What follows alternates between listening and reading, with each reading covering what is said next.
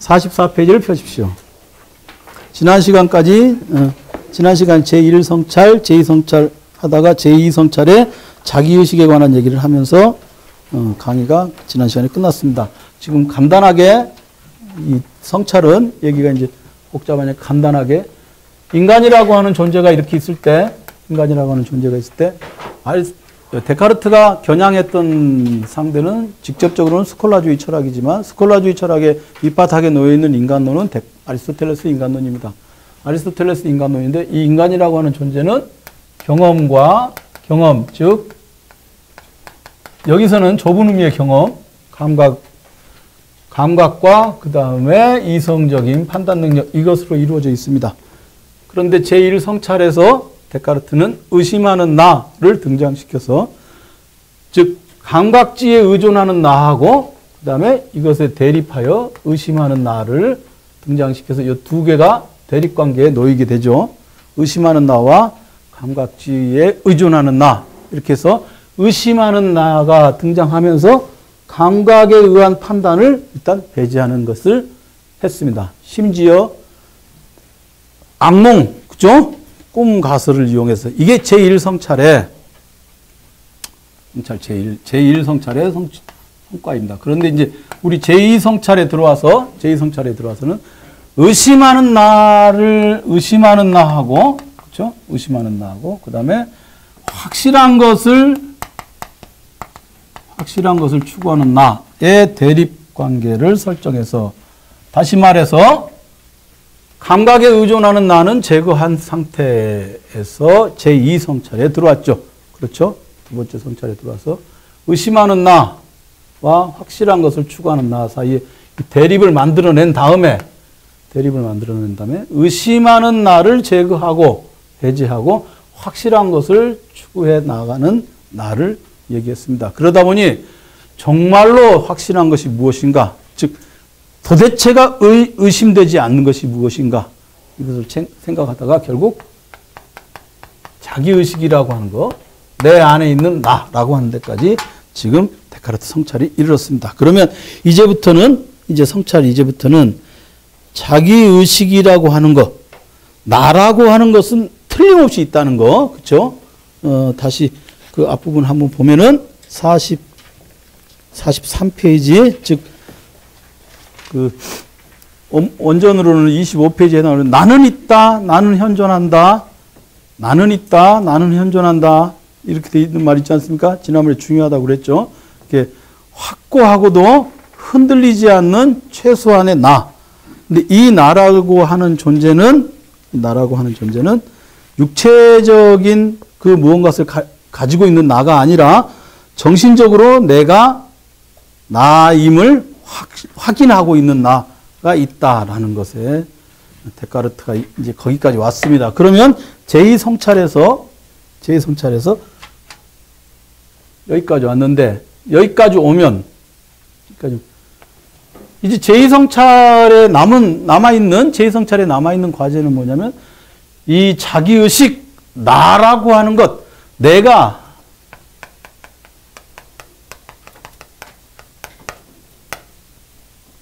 있다고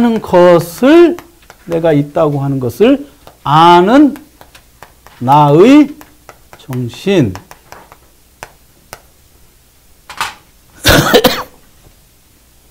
내가 있다고 하는 것을 아는 나의 정신이 무엇인가를 따져 묻는 게 제2성찰에 하고 있는 일입니다. 그렇게 해서 내가 있다고 하는 것을 아는 나의 정신이 무엇인지 확고하게 딱 자리를 잡으면 바로 그 정신이 이제 미리 이 성찰의 이제 전개 과정을 미리 좀 전체의 조감도를 좀 봐두자면요. 내가 있다는 것을 아는 나의 정신, 이것이 무엇인지를 이제 딱 뚜렷하게 알면 이게 가장 확실한 거잖아요. 그럼 데카르트가 애초에 이런 의심을 시작을 했던 이유가 어디에 있습니까? 의심을 했던 이유가 뭐죠? 애초에 왜 의심을 시작했죠? 심심해서? 확실한 것을 찾기 위해서. 맞습니다. 그러니까 이 사람이 의심을 시작해서 확실한 것을 찾기 위해서 확실하지 않은 것을 배제하면서 여기까지 왔어요. 그러면 이제 우리들이 생각하기에는 내가 있다는 것을 아는 나의 정신, 여기까지 왔으면 이게 이제 확실하잖아요. 그럼 이걸 가지고 여기서부터 이제 이렇게 이게 지금 제가 여기 가운데 이렇게 선을 그었는데 이건 이제 우리 인간의 내면 세계라고 한다면, 이것을 인간의 내면 세계라고 한다면, 이것으로부터 이렇게 외부의 세계로 나아가면 되지 않겠어요? 그래서 내가 이제 내 정신을 가지고 다시 처음에는 의심했었는데 내 정신 세계로 들어왔다가 이게 틀림없네 해서 외부 세계에 내 정신이 직접 나아가서 이렇게 해보면 되지 않겠어요? 그런데 데카르트는 외계 세계로 나아가기 전에 나의 정신이 과연 이 외부 세계에 있는 어떤 것들을 알아내는데 틀림없는 것인지를 보장해주는 뭔가가 있어야 된다고 여기서 얘기를 해요. 그게 신이에요. 요 중간에 이 선, 요 선이 있지 않습니까? 이 선을 데카르트 신이라고 얘기합니다. 이게 바로 이제 데카르트에게 있어서 확실한 것을 보장해주는 하나의 장치라고 그러면 좀 신을 장치라고 그러니까 좀 그런데요. 그냥 거시기로서의 신. 이럴 때 쓰면 좋겠죠? 거시기라는 말을 우리가 로서의 신이 바로 여기에 들어갑니다. 그러면 지금 요 신이라고 하는 존재에서 다루는 게 제3성찰이에요.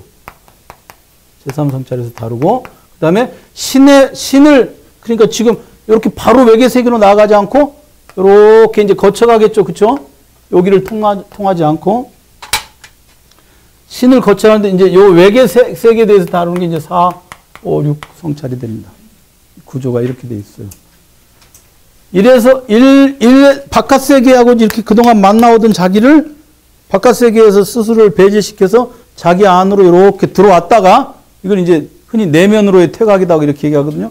이렇게 들어왔다가 이성찰하고 제3성찰 요 두 국면에서, 제2성찰하고 제3성찰 요 국면에서 나라고 하는 유한한 정신을 뚜렷하게 확인하고 그 정신이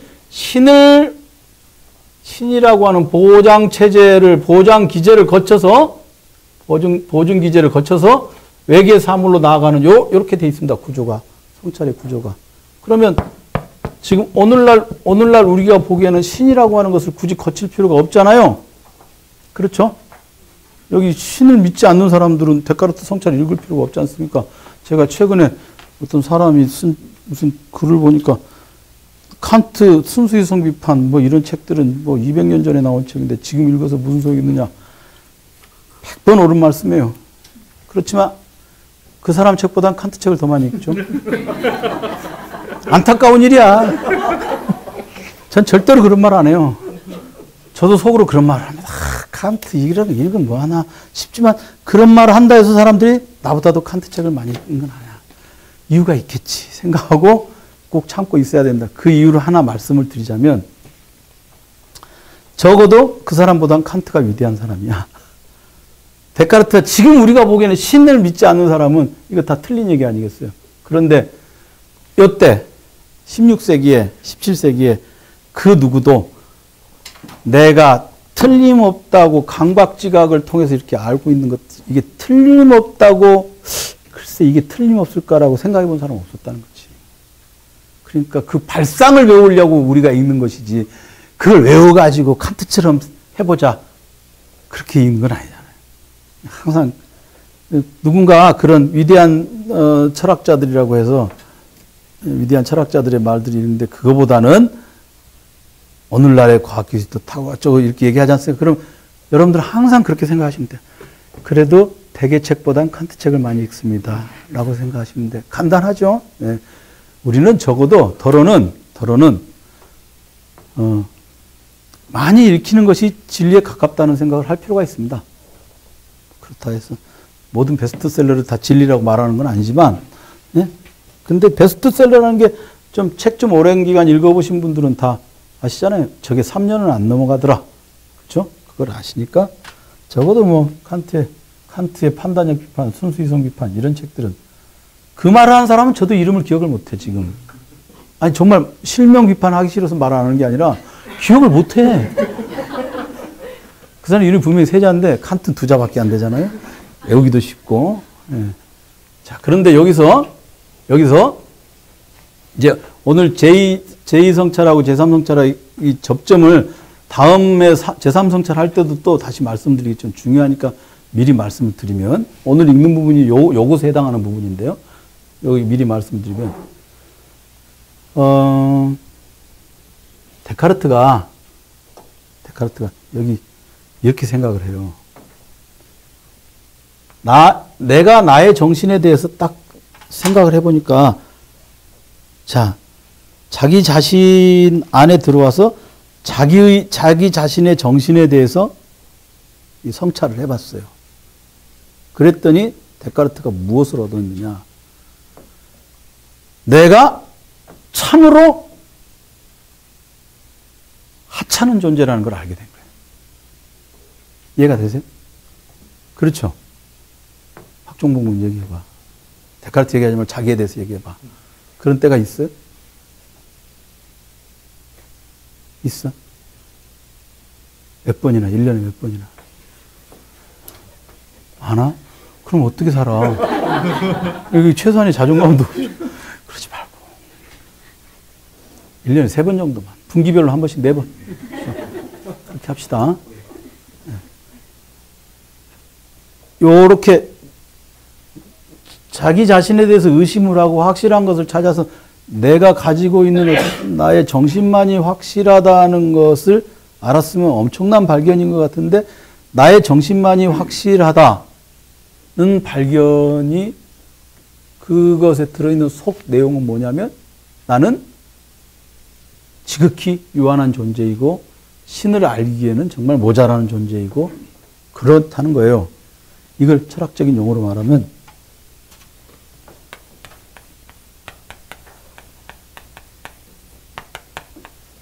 자신의 유한성에 대한 철저한 자각이 데카르트 제2성찰에서 일어나게 됩니다. 이게 제2성찰의 어떻게 보면 제2성찰이 가지고 있는 가장 뚜렷한 성취죠. 제2성찰이 가지고 있는 가장 뚜렷한 성취죠. 그러면 자신이 얼마나 유한한 존재인가, 얼마나 하찮은 존재인가 이것을 깨달으면 그 깨달음이 딱 자기에게 들어올 때 그것과 동시에 주어지는 그러한 자신의 유한성에 대한 자각과 함께 동시에 주어지는 그것에 말하자면 쌍개념으로서 맞물려 있는 그것과 동시에 주어지는 그 통찰은 뭐겠습니까? 후드티. 뭐겠습니까? 요 그림을 보면 혼자서 상상하지 말고 항상 여기 이걸 보고 예? 뭐라고? 박종국은 얘기해봐. 우와봐? 구아바? 우와서? 구아바라고 그러는 지금 멕시코 음식점이야 이게 지금. 네. 자신이 유한성을 자각하는 순간 동시에 무한한 존재가 있다는 것 자각이 들겠죠. 이게 그 무한한 존재로 신. 다시 말해서 데카르트는 이런 방법으로 신 존재를 증명합니다. 이 사람이 그러니까 이게 파리 대학의 가톨릭 교도들한테는 예수의 이런 가톨릭 교도들한테는 이게 받아들여지지 않았을 거다. 이건 기본적으로 프로테스탄트주의거든요. 그 생각이 인간의 유한성에 대한 내면 속에서 나의 내면으로 이렇게 퇴각해서 들어가서 내 안에서 신을 단독적으로 만나는 이 태도 있잖아요. 이건 프로테스탄트의 기본적인 원리거든요. 아주 훌륭한 목사님들이 엄청나게 많은데 우리나라에 특히 일부의 목사님들은 그렇지 않죠. 자기가 전지전능하죠. 그건 프로테스탄트의 태도가 아니죠. 프로테스탄트는 뭡니까? 인간이라고 하는 존재는 절대로 신의 계획을 알 수도 없고, 신의 계획을 절대로 알 수도 없고, 신의 계획의 흔적도 알 수 없고, 그냥 유한한 속에서 그냥 허덕허덕 하다가 죽고, 죽은 다음에 구원을 이룩할 수 있을지조차 알 수 없는 거예요, 인간이. 그러니까 굉장한 그 메조키스틱한 생각이죠, 이게. 네? 나쁘게 말하면 그렇습니다. 그게 프로테스탄트의 기본 원리예요. 그게 기본적인 생각이에요. 그러니까 가톨릭 교도들은 그런 걸 못 견디죠. 그냥 속마음이 어떻든 간에 일단 성당 열심히 나가고, 예? 판공성사 하고, 부활절 미사 가고, 크리스마스 미사 가면 연옥주문 가져야 우리가 이게 사람이 이게 신앙생활을 할 수 있다고 할 수 있지 않겠어요? 뭐 끝없이 해도 아무리 해도 이게 구원을 받을지 어쩔지 확신이 안 된다면 그러면 둘 중에 하나지. 에이, 가톨릭으로 개종하거나 아니면 더 열심히 하거나. 그러니까 이게 광신으로 갈 수 있는 계기가 거기 들어있긴 해요. 그게. 그런데 데카르트가 그겁니다. 이게 이제 그 당시에 프랑스 파리 대학에 고명하신 그 사제들에게 보낸 편지 있잖아요. 이 편지가 그러니까 이제 의미가 있는 거야. 자기 얘기를 이렇게 계속 읽다 보면 이게 가톨릭교회의 고명하신 사제들은 이걸 읽으면 얘 좀 봐라. 얘가 지금 막 이런 생각이 들 거 아니에요. 왜냐? 신께서는 가톨릭교회 그 교리에 따르면 신께서는 우리 인간이 합리적으로 이해할 수 있는 그 범위를 알려주었고, 그 다음에 우리 인간에게는 제한적이나마 이성이라고 하는 능력이 있고, 그 이성이라고 하는 능력을 가지고 초월적인 신의 진리는 알 수 없지만 요 세계에서는 인간이 이성을 가지고 나름대로 알 수 있는 영역이 있단 말이죠. 그게 이제 토마스 아퀴나스가 가지고 있는 기본적인 교리거든요. 기본적인 생각이고, 그래서 토마스 아퀴나스의 생각이 토미즘, 그 토마스주의가 가톨릭교의 기본 교리가 됩니다. 그런데 데카르트는 그걸 지금 딱 그게 스콜라주의잖아요. 쳐내버리고 인간이 이성을 가지고 뭐라 할 수 있다는 건 다 그거는 새빨간 거짓말이다. 다 의심스럽다. 인간은 철저하게 유한한 존재다. 이 유한한 존재임을 자각할 때에야 바로 그때에만 비로소 신이라고 하는 무한한 초월적 존재를 알 수 있다라고 하는 아주 지극히 역설적인 신존재 증명을 내놓습니다. 이게 바로 이제 처음에 제가 우리 데카르트 읽을 때 카르티잔 마인드 이런 얘기 했죠. 카르티잔 마인드가 가지고 있는 그 내면에 숨어 있는 함축이에요. 오로지 자기 안으로 들어간다. 이제 단독적 자아 얘기했잖아요. 근데 그 단독적 자아를 신하고 대면할 때는 이렇게 철저하게 유한한 존재로서 들어가게 되죠. 그러면 이제 그 얘기는 제3성찰에 들어가는 지점에서 나오고. 왜요? 좀 씁쓸해요? 없잖아요? 네? 네. 이거 읽으면 좀 그래요. 좀 원치 않습니다. 우리는 이런 정도로까지 이게 심각한 신앙을 갖고 있지 않기 때문에 이런 사람들 보면 좀 변태스럽죠? 좋아하지도 않습니다. 저는 그래서.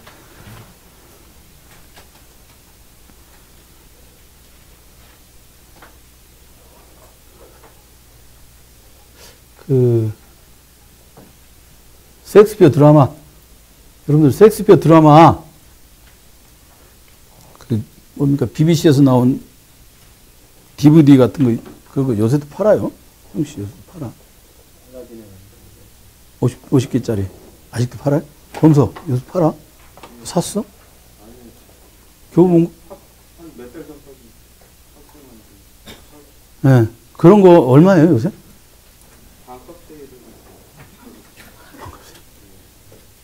엄청 싸게. 그런 거 하나씩 사세요 이번에.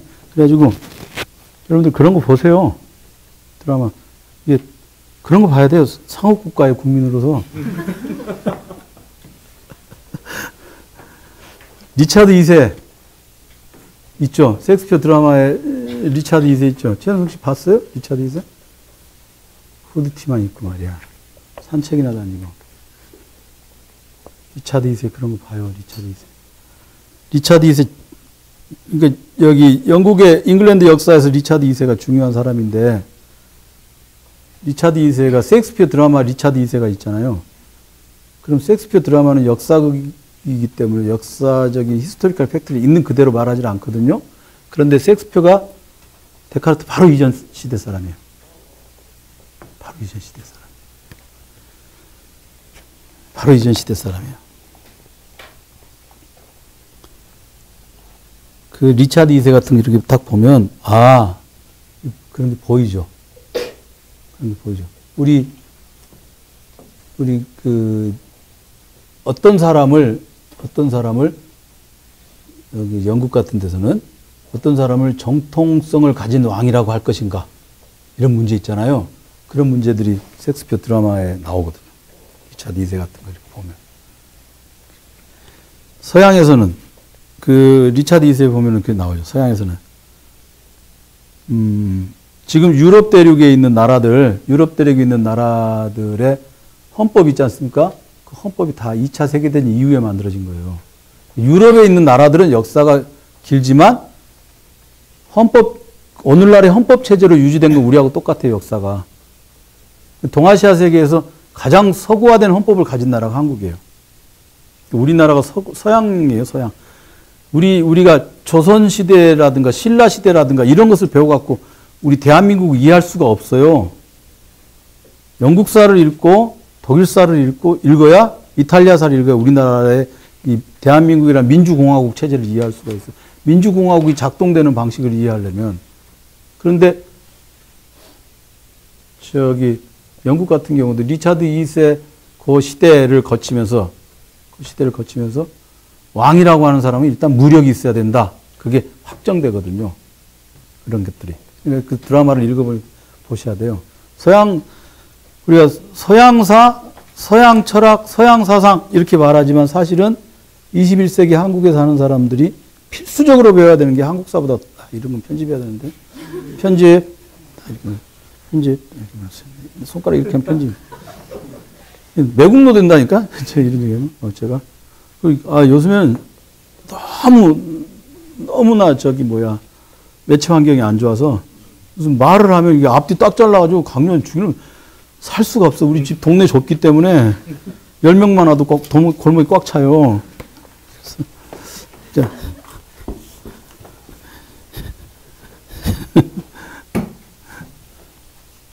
자, 그러면 44페이지 보겠습니다. 자기의식에 관해서 얘기를 하겠습니다. 그렇지만 나는 필연적으로 존재하는 내가 무엇인지를 아직 자세히 모르고 있다. 자, 내가 무엇인지를 자세히 모르고 있으니 나에 대해서 좀 알아봐야겠다. 이렇게 얘기를 하지 않겠어요? 그러면 이제 거기서부터 읽습니다. 그러면 이 성찰을 하기 전에 나는 나를 과연 무엇이라고 믿고 있었는지 살펴보자. 지금 그 말이 과거형으로 되어 있죠? 무엇이라고 믿고 있었는지, 자기가 지금부터 자기 자신에 대해서 내면적으로 성찰을 하려고 하는데, 나 자신에 대해서 한번 성찰하기 전에 어떤 순서를 할 것인가, 이렇게 먼저 나는 어떤 사람이라고 생각했는지 살펴보자. 그 다음에 이것들 가운데 앞에 제시된 근거 위에 조금이라도 흔들릴 수 있는 것은 모두 제거시켜 나가자. 이렇게 되면 결국 확실하고 흔들리지 않는 것만이 마지막에 남을 것이기 때문이다. 그랬습니다. 그렇다면 나는 전에 나를 무엇이라고 믿고 있었는가? 자, 물론 인간이라고 생각했다. 그렇다면 인간이란 또 무엇인가? 이성적인 동물이라고 말하면 되는가? 아니다. 이런 식으로 대답하면 다시 동물이란 무엇이고 이성적이란 무엇인가? 라고 묻지 않으면 안 될 것이고, 따라서 한 문제에서 더 곤란하고 더 많은 문제에 직면하게 될 것이기 때문이다. 또 이런 진부한 문제들과 씨름할 만한 시간적 여유도 없다. 그래서 첫 번째로 나에게 떠오른 것은 내가 얼굴, 손, 팔 및 모든 지체로 되어 있는 기계 전체를 갖고 있다는 것이다. 이게 이제 데카르트가 진부한 문제들 이렇게 말했잖아요. 이 진부한 문제라는 게 왜 진부하냐면, 이성적인 동물, 인간이란 무엇인가? 이성적인 동물, 이 말은 뭐냐면 아리스토텔레스 개념이에요. 그러니까 아리스토텔레스를 일부러 거론하지 않고 아리스토텔레스는 진부하구나 라고 말하는 거예요. 이게 이제 이 사람이 말하는 방식. 당시에 데카르트가 이 책을 읽으라고 했던 소르본의 학자들은 이걸 읽으면 얘가 아리스토텔레스를 이렇게 좀 비난하는구나. 이름을 거론하지 않고도 비난하는구나. 이렇게 알겠죠? 예. 이성적인 동물 이렇게 말하지 않고 그러면 인간이라 나는 인간이다. 인간은 뭐냐? 이성적인 동물이다. 이성은 뭐냐? 동물은 뭐냐? 이렇게 하면 계속해서 이렇게 올라가면 상위에 그 위계질서 쭉 올라가게 되면 아리스토텔레스의 형상학자기를 거슬러 올라가게 되죠. 그러면 이 데카르트가 그걸 하려고 했던 게 아니잖아요.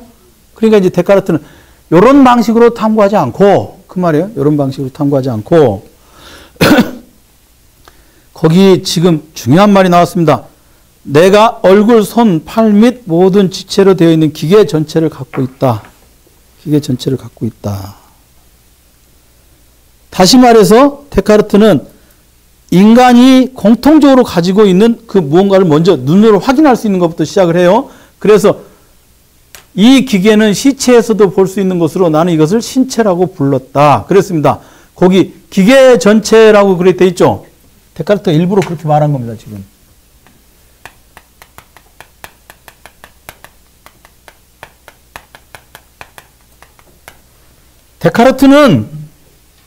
데카르트는 여기서 인간의 신체를 기계로 얘기해요. 기계라고 얘기해요. 이게 이른바 데카르트 신체 기계론인데 신체를 기계라고 얘기를 해요. 이거는 마징가 제트 생각하시면 돼요. 마징가 제트가 풀장에 있다가 이렇게 푹 떠오르잖아요. 그리고 처리가 깡통 로봇 타고 다니는 처리가 마징가 제트 머릿속에 이렇게 뽕 들어가야 작동하잖아요. 그 수영장에서 떠오르는 마징가 제트를 생각하시면 돼. 그게 말하자면 데카르트가 말하는 신체. 다시 말해서 이 사람은 인간의 정신하고 인간이 요 신체를 분리시켜서 생각한다. 그 말입니다. 그래서 신체를 기계 전체라고 해서 이것을 신. 그래서 지금 제가 말씀드린 이제 정신, 이제 우리 정신이죠. 정신하고 신체가 서로 분리된다고 해서 데카르트를 심신이원론이다. 이렇게 말을 합니다. 그러면 신체와 정신은 어떻게 연결되느냐? 데카르트는 그것에 대해서 연결고리가 뭐 있다. 이렇게 말하는데 이거는 인간의 신체와 육체와 정신의 상호관계를 과학적으로 오늘날에 규명하면 이게 거짓말임이 틀림없어요. 그런데 데카르트는 일단 정신이 가지고 있는 우위를 말하기 위해서, 언급하기 위해서 정신은 신체와 딱 구별되어 있다는 것을 지금 여기서 얘기를 합니다. 그래서 신체라고 불렀다. 기계라고 하는 말 있죠? 그 기계라고 하는 말이 중요해요. 기계.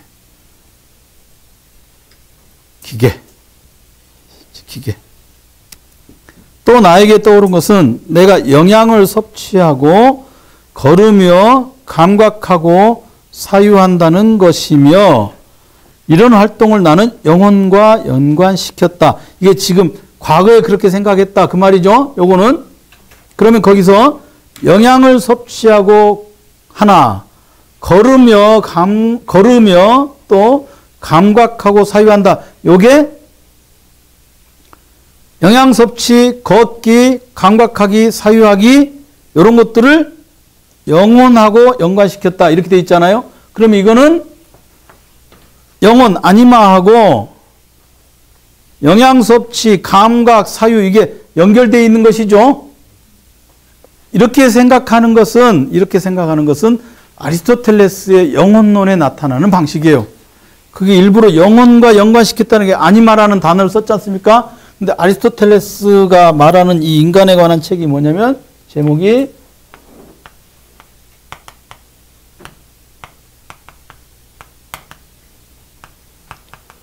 영혼에 관하여 또는 영혼론 이렇게 말하는 딱 이제 오늘날의 책을 쓰면 요 밑에다 각주를 달아서 이런 것은 아리스토텔레스에서 찾아볼 수 있다 이렇게 각주를 달겠지만 데카르트는 절대로 이런 걸 안 달죠. 모르는 사람은 모르고 넘어가는 거야. 이게 그래서 요 당시에 고전 읽으면 좀 읽기가 어려운 게 모두가 다 데카르트의 말인 것 같이 생각하기 쉽잖아요. 사실은 아닌 거라.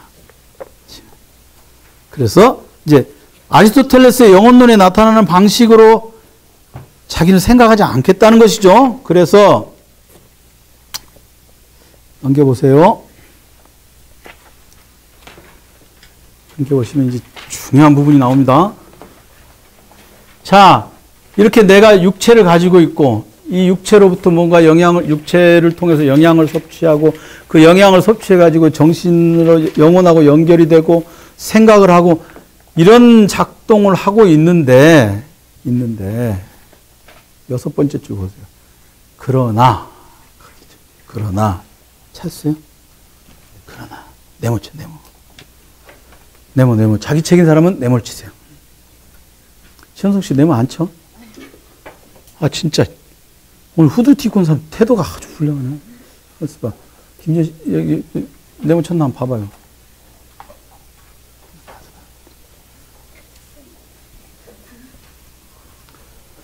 네모 안 쳤네. 그러나에다 네모를 치라니까. 남의 책이에요? 뭘 끝나기는 수업도 아직 안 끝났는데. 이 양반 봐, 이 양반. 이게 형광펜으로 네모 치잖아. 한 번만 치면 되지. 두 번씩 치고. 세 번을 쳐, 이 사람은. 한 번씩만 네모를 치세요, 한 번씩만. 형광펜까지는 내가 봐드리겠는데, 세 번 안 돼. 뭐 어디 끝나기는 어디 끝나요? 끝나기는 지금. 시영수 씨. 안 끝났네니까. 그러나, 거기 극히 유능한 기만자가 이렇게 돼 있죠. 지금 이제 데카르트가 이렇게 얘기하는 거예요.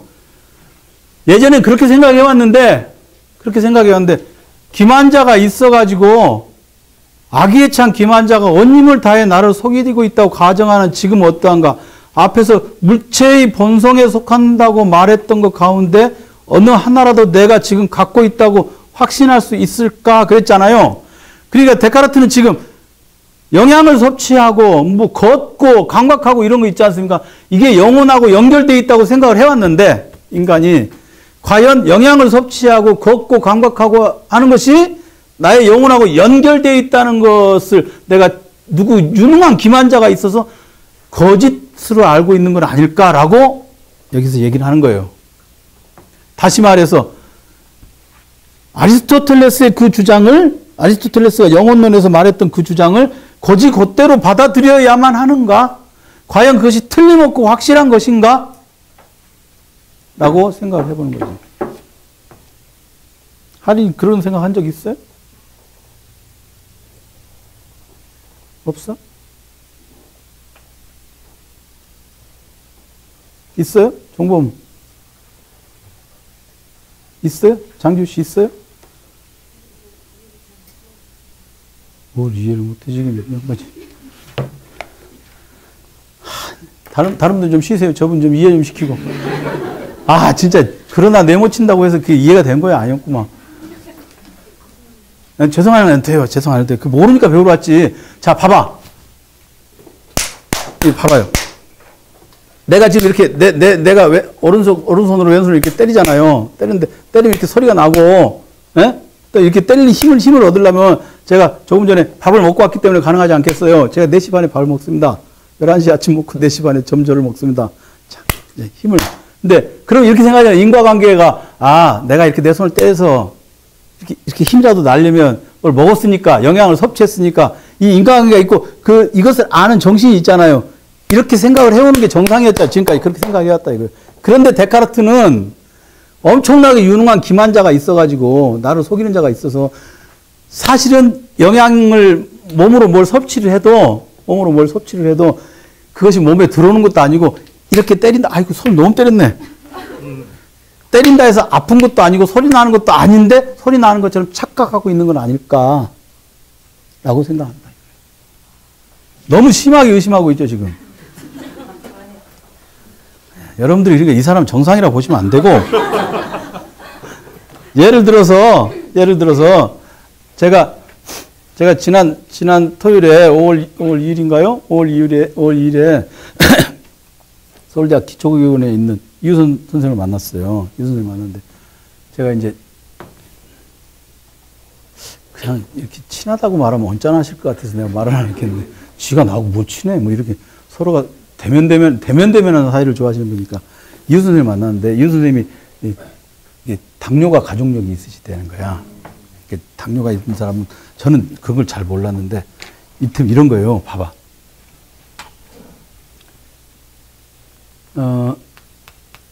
혈에 당이 높다.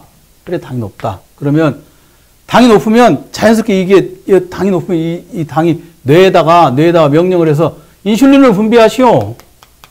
그죠? 그럼 인슐린이 분비되지 않겠어요? 근데 인슐린이 분비되면 얘가 자연스럽게 혈당을 내려줘야 되잖아요. 근데 인슐린이 딱 분비된 다음에 인슐린과 요 혈당을 잇는 여기 뭔가가 효소 같은 게 있잖아요. 이 효소가 없대요. 이게 당뇨병이라는 거야. 그러니까 혈당은 계속 높으니까 인슐린을 분비하시면 명령은 계속 가고 인슐린은 계속 분비되는데 인슐린 분비되는데 그것하고 혈당하고 연결되는 효소가 없는 거야. 그러니까 이게 극히 유능한 기만자가 여기 있는 거지. 딱 그 얘기를 들으면서 맞죠. 그게 극히 유능한 기만자가 있구나. 데카르트가 당뇨병 환자였을까? 막 이런 생각을 해봤어요. 제가 극히 유능한 기만자가 있다는 이런 것처럼 이렇게 마찬가지로 그러니까 지금 데카르트는 그렇게 생각을 하고 앞에서 나왔던 것처럼 생각을 하고 나서 확신할 수 있을까라고 생각을 하고 나서 그러면 이렇게 묻는 이유는 뭐냐면 이 사람이 감각하고 영양을 섭취하고 하는 부분에 대해서 의심스럽다고 배제하기 위해서 이걸 이렇게 얘기를 하는 거죠. 얘기를 하는 거란 말이에요. 그래 놓고 나서 그 밑에 보면 앞에서 영양을 섭취하고 하나 있었어요. 그 다음에 걸으며 감각하고가 하나 있었죠. 그렇죠? 걷는 거하고 감각하는 거하고 같은 얘기예요. 그 다음에 사유한다. 이렇게 세 개 있었잖아요. 보세요. 누트리리, 그 다음에 센티레, 코기타레, 이 세 개가 있었잖아요. 이 세 가지가 말하자면 인간이 하는 활동의 세 가지 대표적인 건데, 데카르트는 누트리리하고 센티레를 빼고 코기타레만 남겨놓잖아, 지금. 그 다음에 사유한다는 것은 어떤가? 여기서 나는 발견한다. 사유가 바로 그것이다. 이것만이 나와 분리될 수 없다. 이렇게 돼 있습니다. 즉 데카르트는 자기가 영양을 섭취하고 감각하고 사유하는 것, 이 세 개 중에서 틀림없다고 여기는 것은 코기타레다. 그 말이에요. 그래서 거기에 나오죠. 사유가 바로 그것이다. 지금 거기 나왔습니다. 그러면 데카르트는 인간이 가지고 있는 뭔가 중에서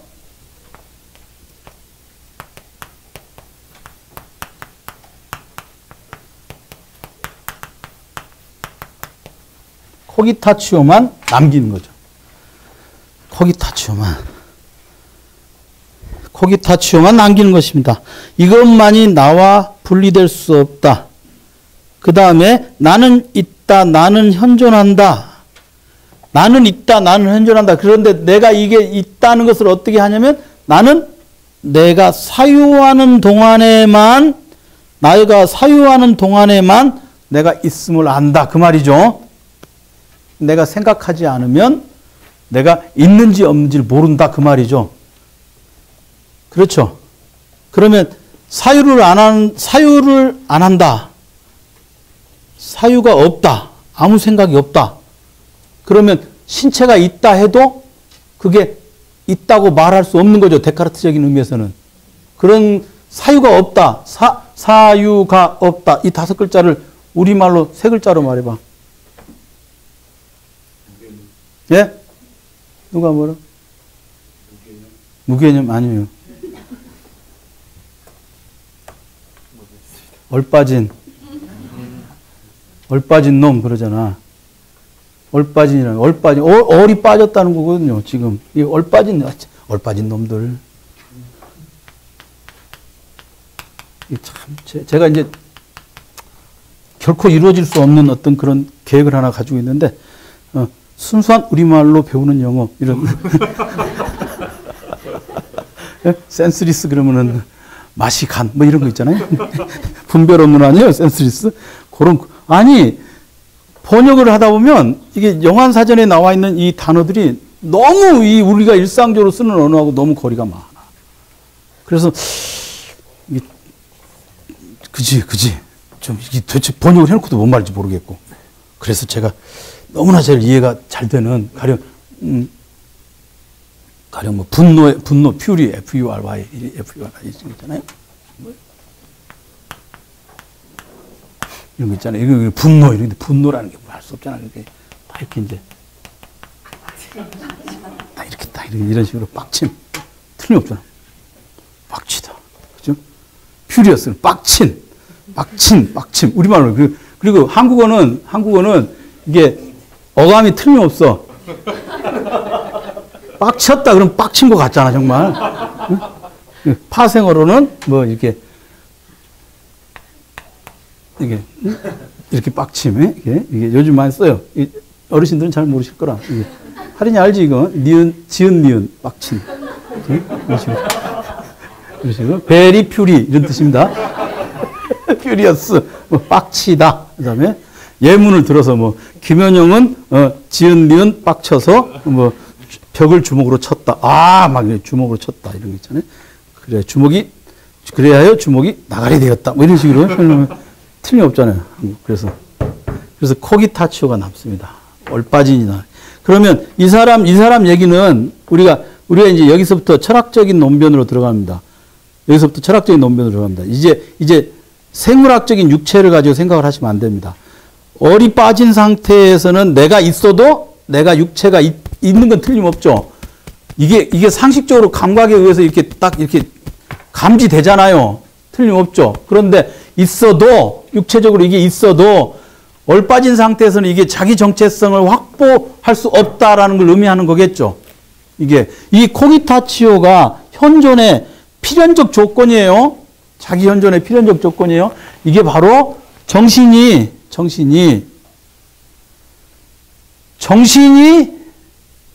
내가 나의 정신을 의식하는 한에 있어서만 나의 현존을 확신한다고 하는 것입니다. 제가 지금 말한 거,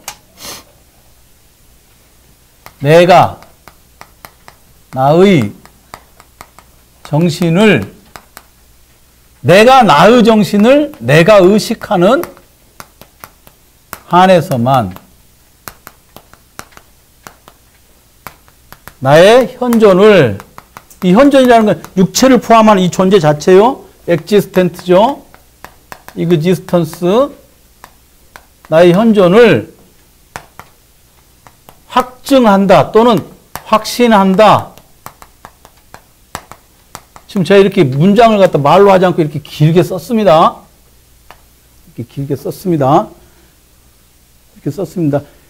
이걸 뭐라고 하느냐? 근대적 의미의 주관적 관념론이다. 이렇게 말합니다. 이런 것들은 기초적인 어떤 철학적인 어떤 태제들이니까 꼭 기억을 해야 돼요. 주관적 관념론 그러면은 김영주 씨 주관적 관념론 그러면 그냥 이것을 알기 전에는 어떻게 생각했어요? 주관적 관념론이 그런 말 들어봤어요? 안 들어봤어요? 네? 어디에 쓰셨습니까? 그동안 들어봤잖아요. 안 들어봤어? 네. 네. 주관적 관념론 그러면 객관적 관념론도 이런 식으로 말하는 사람이 제일 악질이야. 객관적 관념론을 반대. 그럼 객관적 관념론은 뭐예요? 주관적 관념론을 반대. 계속 맞물라고 그러지 지금. 악질이야. 우리가 주관적 관념론 그러면 제 멋대로 머릿속에서 망상하는 것 이렇게 생각하잖아요. 아니라는 거예요. 그게 여러분들 관념론이라고 하는 말을 들으면 되게 관념론이라고 하는 말에 대해서 굉장히 좋지 않은 평가들을 해요. 그런데 인간이라고 하는 존재가 자기가 자기의 정신을 의식하지 않는다고 하는 게 과연 인간으로서 어떤 기본적인 조건을 의식하지 않을 때 갖출 수 있다고 생각하세요? 내가 나라는 것을 어떻게 알 수 있습니까? 우리가 그러잖아요. 여기도 그런 말 나온다면.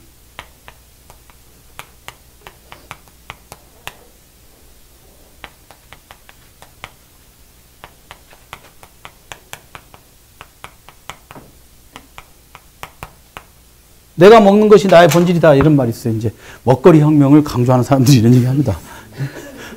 먹거리라고 하는 게 저는 도대체 먹거리라고 하는 말 자체가 좀 이렇게 좀 거리거리 해가지고요.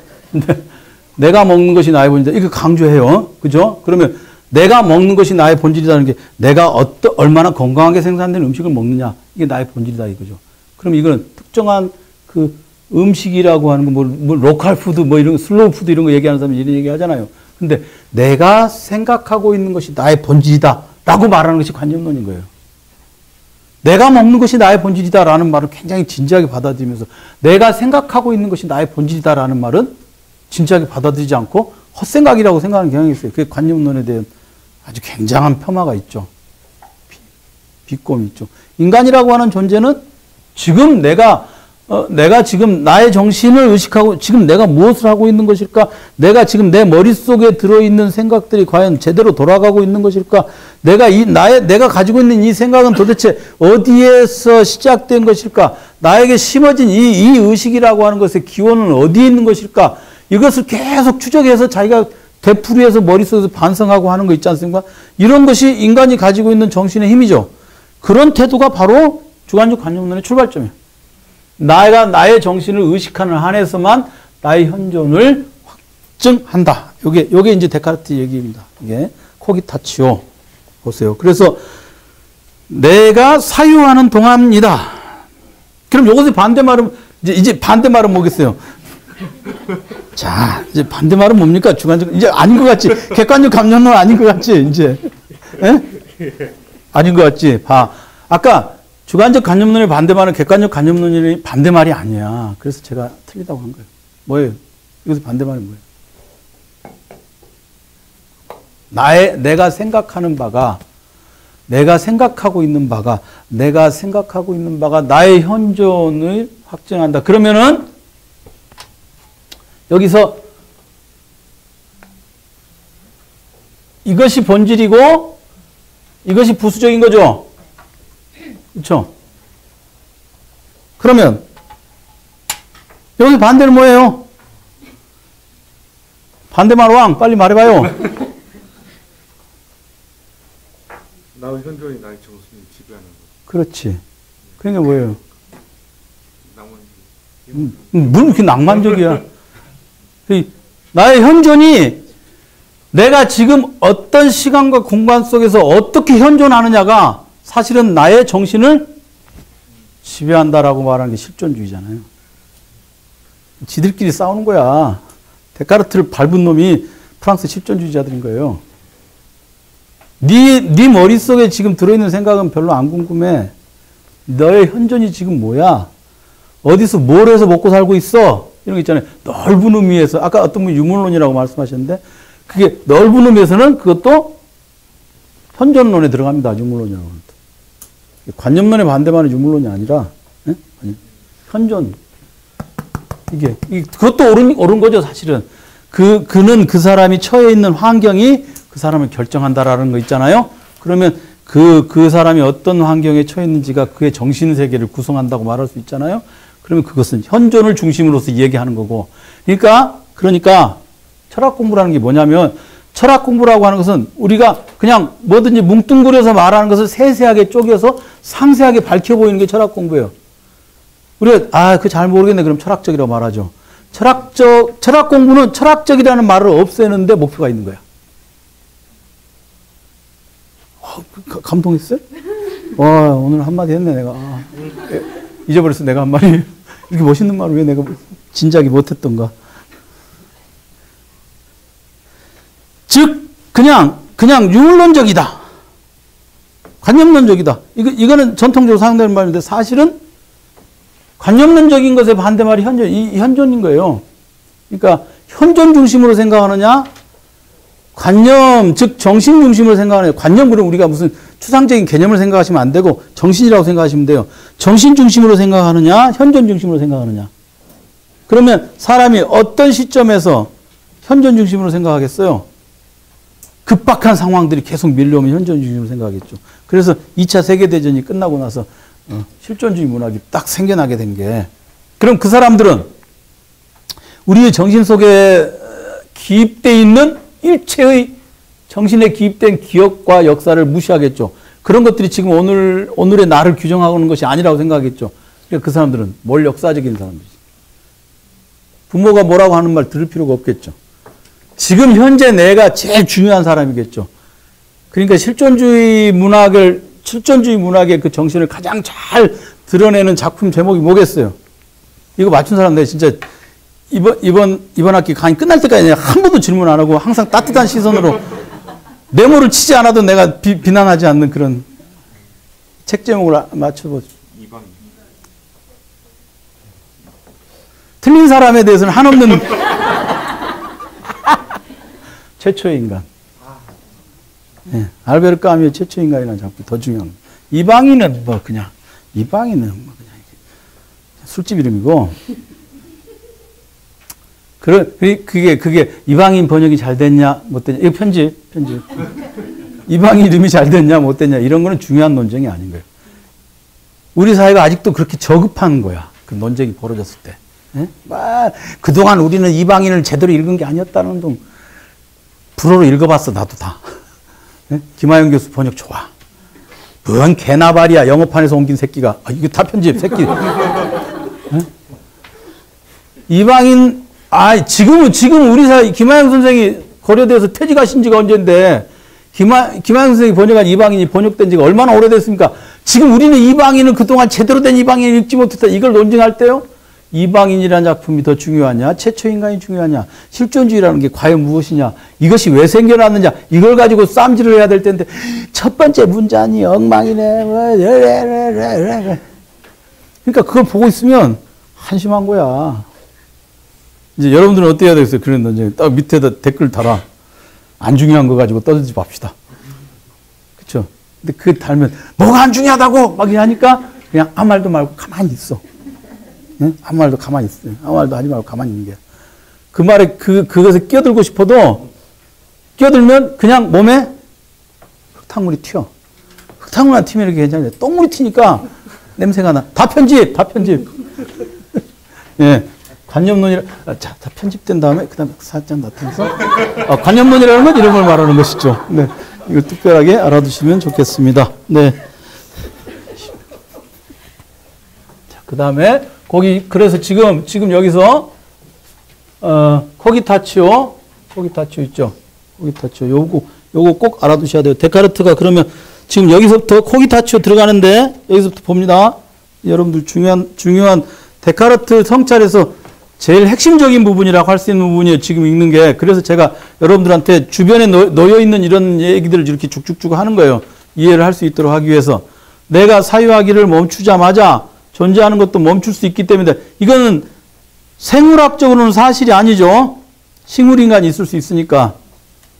그런데 이거는 관념론적으로는 사실인 거예요. 이게. 아시겠어요? 이제 인간 존재의 인간 존재의 정체성을, 자기 정체성을 사유에다 둔다는 거죠. 정체성의 본질을 사유에다, 코기타치오에다 둔다는 겁니다.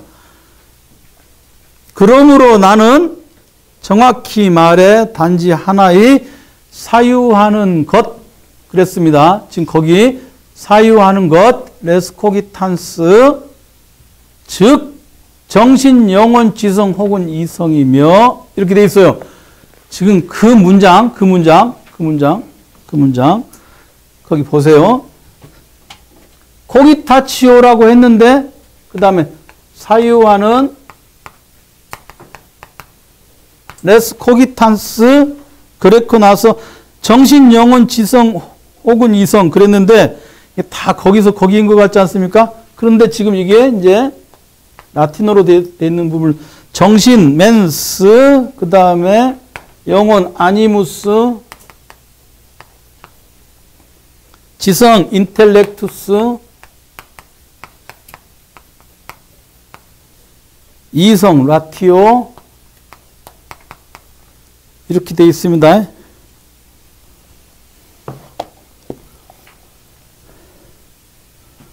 이렇게 되어 있습니다. 이게 여기서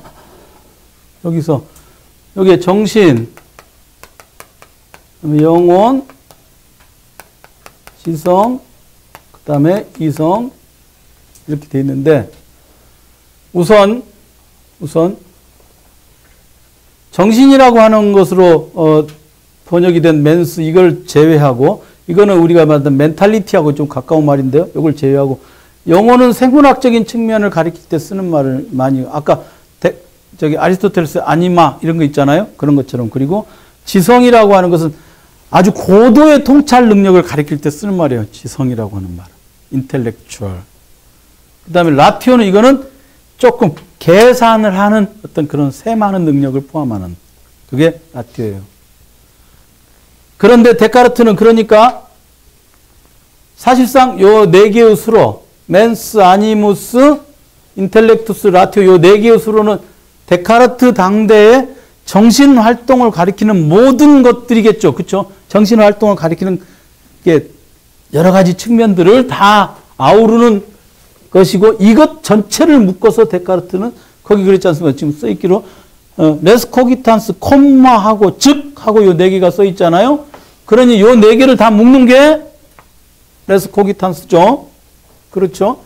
근데 레스 코기탄스인데 레스라고 하는 말은요. 이게 사실은 레스라고 하는 말은 라틴어에서 물이에요. 하나의 물. 사물 할 때 물. 우리말로 이걸 영어로 옮기면 띵이에요. 그러니까 thinking 띵이에요. thinking 띵. 이걸 영어로 억지로 옮겨오면 생각하는 뭔가라고 할 수 있어요. 그러면 이거를 코기탄스라고 지금 레스 코기탄스라고 하는데 지금 거기에 이원복 교수가 번역하기로 하나의 사유하는 것 이렇게 돼 있죠. 레스 코기탄스를 사유하는 것이라고 번역했잖아요. 그러면 코기탄스가 사유하는 이고 레스가 것이라고 번역된 거예요. 지금 것 또는 사유하는 물건이라는 거죠. 그러면 그 물건이라고 사유물이에요. 나는 사유하는 물. 그럼 이 물이라고 하는 건 영향을 섭취하고 걸으며 감각하고 하는 부분 빼고 그런 것들에 대해서 일체 본질적인 규정이 아니고 나에 대해서 나라고 하는 이 띵을 규정하는 아주 핵심적인 규정은 코기타치오다 이렇게 얘기하는 거잖아요. 그래서 여기 이 부분이 그 데카르트가 말하는 데카르트는 그럼 인간을 어떤 존재로 봤느냐? 인간은 본질적으로 사유하는 것이다. 데카르트의 인간론에서 가령 누군가가 권하린 학생이 데카르트의 인간론에 대해 쓰시오. 그러면 첫 문장을 뭐라고 써야 되겠어요? 데카르트는 16세기의 프랑스 철학자로 그렇게 시작하면 안 돼. 다 알아. 데카르트가 남아프리카 공화국 출신이라고 말하는 사람은 아무도 없어. 그러니까 항상 글을 쓸 때는 그 주제가 뭐예요? 데카르트 인간론에 대해 쓰시오. 그럼 데카르트는 스콜라 철학에 뭐를 어쩌고 저쩌고 그런 게 쓸 거 없어. 데카르트 인간론의 제1태제가 뭐냐? 데카르트는 인간을 레스 코기탄스로 보았다. 여기서 시작합니다. 그때 항상 두 갈식으로 쓴 거야. 글을 쓸 때는. 학생은 내가 학생 이렇게 해야 된다. 그러면 어떤 사람들이 이렇게 말해요. 강요는 너무 억압적으로 가르친다. 이렇게 말하는데 그럼 자기 마음대로 하시면 돼. 그런 사람들. 안 하면 돼요. 편집 이거는 강요는 억압적이다. 편집 띵 편집. 일부러 앞뒤로 말 이상하게 막 넣어버려야지. 편집.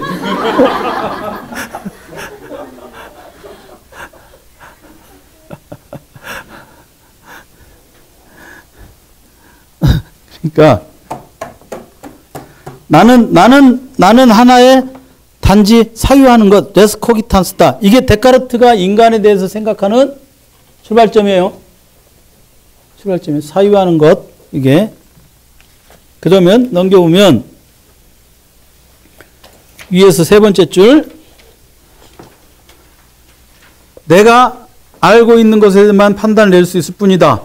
나는 내가 현존한다는 것을 알고 있고 이런 내가 무엇인지에 대해 묻고 있다라는 문장 찾으셨습니까? 이제 나는 사유하는 존재다까지 지금 앞에서 얘기가 끝났잖아요. 그럼 이제부터는 나는 내가 현존한다는 그 나라고 하는 말이 나오면 그냥 뭉뚱그려서 육체와 정신 전체를 통틀어서 나를 말하는 게 아니라 나의 정신은 이라고 이해를 하셔야 돼. 이제부터. 아까부터 얘기했죠. 이제 의심하는 나, 그 다음에 감각지를 나, 그게 제1성찰에 나오잖아요. 그럼 제2성찰에서는 감각에 의해서 뭘 아는 나는 빠져나가고 의심하는 나하고 내가 의심하고 있으면 확신하는 나가 이렇게 나온다고 그랬잖아요. 그러니까 하나씩 제거되는 거예요. 나라고 하는 게 여러 스펙트럼을 가지고 있으니까 그러면 나는 내가 현존한다는 것을 알고 있고 이런 내가 무엇인지에 대해서 묻고 있다. 그래서 나의 정신은 그런 말이죠. 나의 정신은 그 다음에 거기서 세 줄 내려오면 상상하여 그려내다라는 단어를 이때 사용하고 있다면 나는 이미 잘못을 저지르고 있다. 그랬습니다. 그러면 그것은 뭔 말이냐면 나의 정신에서 일단 상상력이라고 일반적으로 알려진 것들은 떼내자 이 말이죠. 이제부터는 나의 정신에 대해서 규정을 해 들어가는다 이런 얘기입니다. 그 바로 앞 단계에서는 뭐였어요? 나는 어떤 존재인가 했을 때 나는 정신을 가지고 있는 존재다 했잖아요. 그럼 이제 단계가 다시 나는 정신을 가진 존재니까 이제부터 뭘 해야 되겠어요? 나의 정신에 대해서 규정해 들어가는. 나의 정신에서 상상력을 빼다.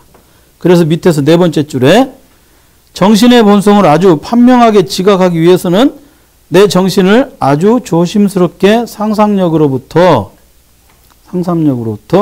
떼어놓아야 한다는 것을 알게 된다. 그러면 여기까지 온 것을 다시 정리해 보면 외부 대상에 대해서 나는 감각이나 또는 지각을 통해서 외부 대상을 알아왔는데 그것을 일단 제1성찰에서 떼냈죠. 그 다음에 자기 안으로 들어와 가지고 가장 확실한 것을 찾다가 정신이라는 것을 찾았습니다. 그리고 나는 제가 아까 얘기했죠. 주관적 관념론적 자. 나는 내가 자 보세요.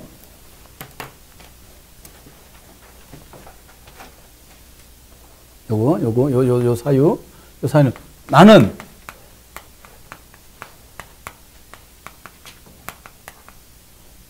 정신을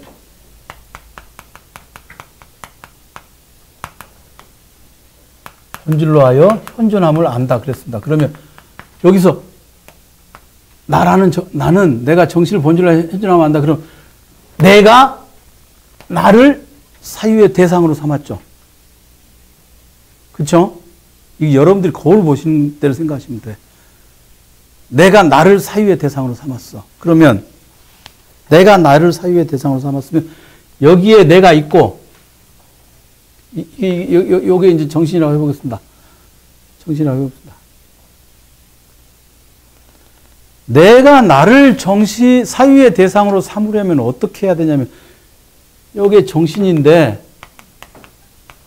정신을 방법적으로 일단 둘로 쪼갠 다음에 쪼개진 얘를 갖다가 일단 이렇게 빼내가지고 여기서 일단 바깥으로 나온 다음에 이 자리에서 얘를 봐야죠.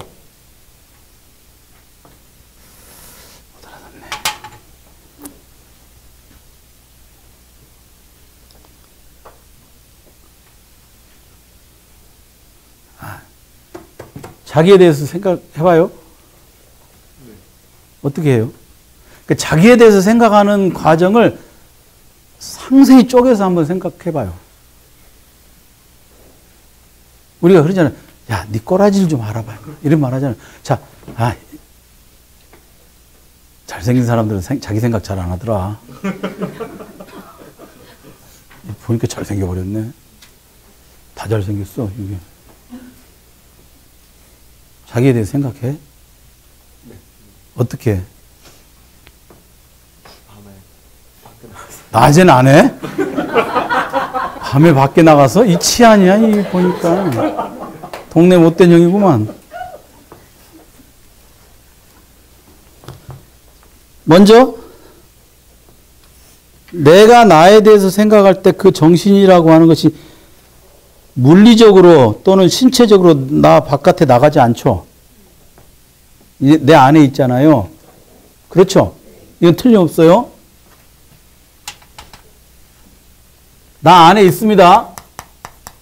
내 안에 내재해 있어요. 그런데 이 정신이라는 게 내 안에 있으면서 어쨌든 요쯤에서 나를 보잖아요. 내 안에 있으면서 나를 보려면 바깥에 나가야 되잖아요. 방법적으로는 어쨌든 가상으로라도 버추얼 셀프가 있어야 되잖아요. 가상적 자아가 여기에. 그렇죠? 그러면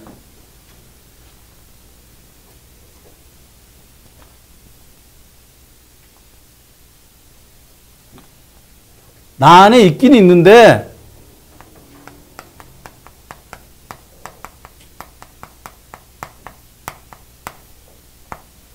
나를 남보듯이 나가야 되잖아요. 그쵸? 그렇지 않습니까? 나가야 되잖아요. 나를 초월해야 되잖아요. 비욘드 해야 되잖아요.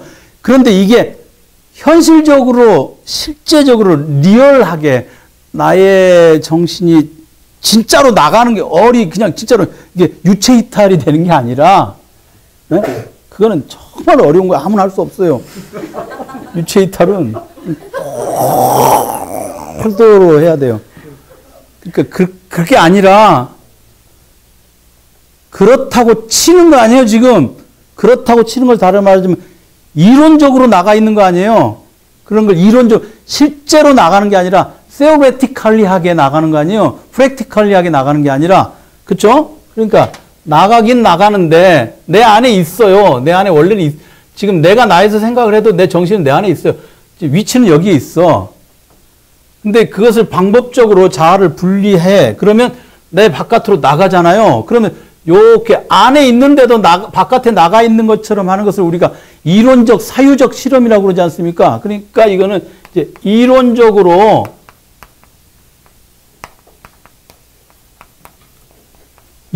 나가는 거 아니에요? 그렇죠? 그래서 이거는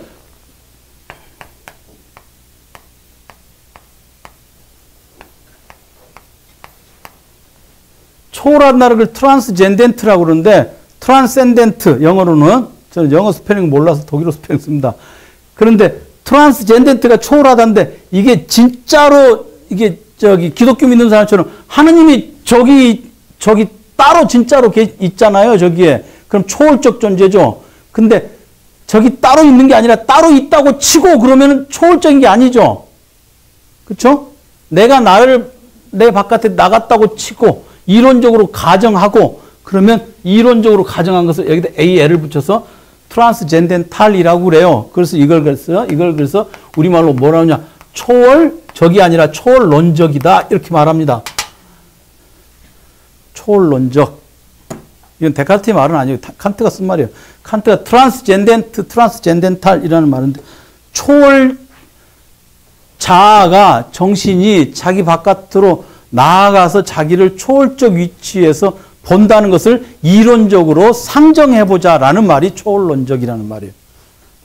알아두셔야 돼. 이거 나중에 다음 지나면 칸트 판단력 비판할 때 당장 나오니까. 초월론적. 그러면 데카르트의 이 자아라고 하는 것은 뭡니까? 나는 내가 정신을 본질로 하여 현존한다는 것을 내가 알고 있죠. 그러면 이런 자아는 초월론적 정신이 성립했다. 이렇게 말하겠죠. 그렇죠? 초월론적. 쪽 시험 봐야겠어. 아무래도. 다음에 쪽 시험. 다음 중 괄호 안에 들어가는 거예요. 데카르트의 무슨 땡땡땡 괄호 땡땡땡 땡땡땡적 자 이렇게 하면 땡땡땡 안에 쓰면 뭐 초월론 이렇게 좀 외우셔야 돼. 이런 거는 좀 철학도 암기 과목이에요. 그래서 밑에서 두 번째 줄 보면 나는 이제 나는 무엇인가 사유하는 것이다. 즉 정신이다. 사유하는 것이란 무엇인가? 이제 좀 더 심화해서 묻잖아요. 그렇죠? 의심하고 이해하며 긍정하고 부정하며 의욕하고 의욕하지 않으며 상상하고 감각하는 것이다. 그러면 이렇게 하는 것들이 내가 가지고 있는 정신에 대해서 지금 내가 하지 않습니까? 그러면 내가 내 정신에 대해서 말하니까 이렇게 말하는 정신은 초월론적 자아라고 할 수 있겠죠. 자기가 자기에 대해서 넘어와 있으니까. 그 다음에 넘겨보시면 험악하게 생긴 사람이 있는 홉스. 진짜 이게 좀 느낌 안 좋죠? 철학책도 왜 이런가? 철학자들은 왜 다 이러한가? 철학의 역사가 이들을 피폐하게 만들었는가? 이렇게 할 수 있습니다.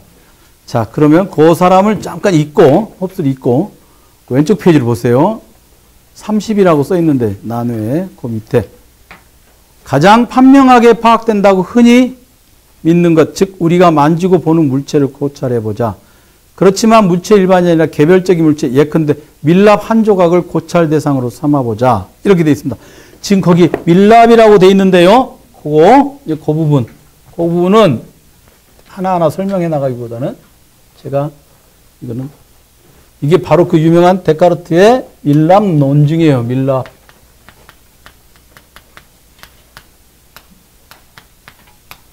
밀랍 논변이라고 하는 것입니다.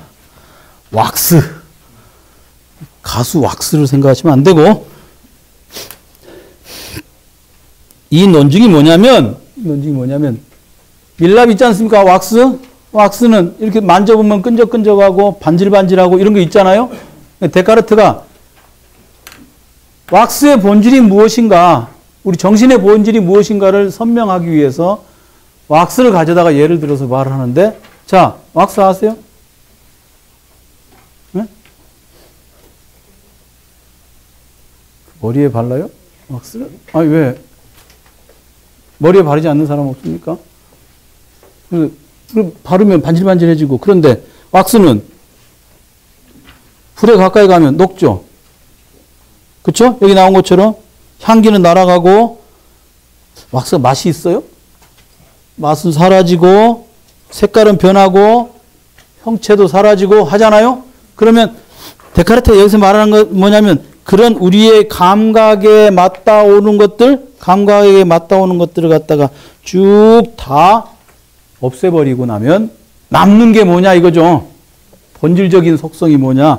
거기 51페이지에 밑에서 두 번째 줄에, 밑에 세 번째 줄에 밀랍에게 속하지 않는 것을 모두 제거해보자. 그랬습니다. 지금 그러니까 밀랍에게 본래 속하지 않는 것을 모두 제거해버리면 빛을 쪼이고 열을 가해서 최대한 밀랍을 쫙 밀랍의 변화를 주면 남는 게 뭐냐. 이렇게 이제 밀랍 논변을 펼쳐 보입니다. 그런데 이렇게 밀랍에 대해서 얘기를 했을 때 이제 여기서 하는 이유는 뭐냐면요.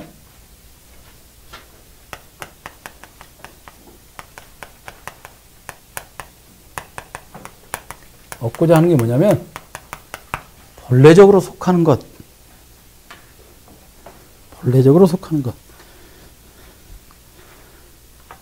이 무엇이냐. 밀랍의 본래. 자, 왁스에 원래 그 어떤 외부에서의 변형을 가해도 왁스에게 끝까지 남아있는 것, 그게 왁스의 본질이겠죠. 그렇죠? 그러면 이재현 씨 얘기해 보세요. 인간에게 그 어떤 변형을 가해도 끝까지 남아있는 게 뭐겠습니까?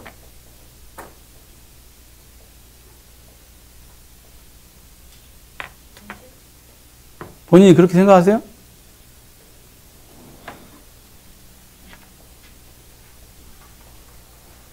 데카르트는 물론 정신이라고 그러죠. 여기서는 데카르트가 하는 얘기는 중요하지 않아요. 여기서 한번 생각해 보자는 거예요, 지금. 이걸 한번 생각해 보자는 거예요. 제가 얘기하고 싶은 거는 이거예요. 데카르트는 왁스 논변을 통해서 우리가 왁스 덩어리가 있는데, 밀랍 덩어리가 있는데, 불에다 가까이 되면 이렇게 녹아버리잖아요. 왁스 어디 가버렸잖아요. 향기도 사라지고 빛깔도 사라지고. 그런데 사라지는데 결국 최후에까지 왁스에 남아있는 것, 이게 왁스의 본질이겠죠.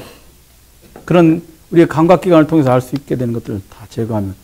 이 논변을 빌려다가 데카르트는 인간에게도 최후에까지 남아있는 게 정신이다. 그리고 그 정신이라고 하는 것을 자기에게 최후로 남아있는 게 정신이라고 하는 것을 아는 자가 인간이다. 이렇게 얘기하려고 해요. 근데 과연 이제 이 얘기가 받아들여지는지를 한번 따져보자고요. 아까 형광펜으로 네모 치신 분 얘기해.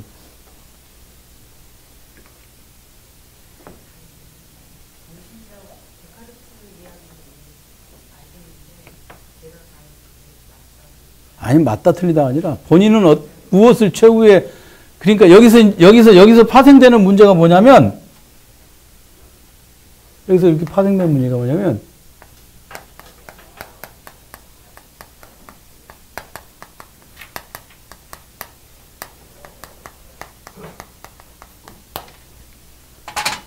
인간에게 최후로 남는 것이 무엇이냐, 이게 자기 정체성을 무엇으로 삼을 것이냐, 문제가 남는다, 그 말입니다. 예를 하나 들어보면, 지금, 의학적으로는 어떤 경우에 죽었다고 말합니까? 이태용 군 알아요? 어떤 경우에 죽었다라고 말하면 사망 진단을 내릴 때. 아직도 심장이 멎었다라고 보는데요. 이제 이식에 한해서는 이제 뇌사도 심장 정지하고 동일하게 봐주는 거예요? 다른 뇌사 장기 이식을 제외하고는 심장사를 죽음으로 보는 거죠. 근데 이제 장기 이식에 한해서만 심장이 멎어버리면 이식이 안 되잖아요. 네. 그러니까 뇌사도 다른 사망으로 봅니다. 심장 정지랑 그 상황에서만 심폐사. 동일하게 간주한다. 네.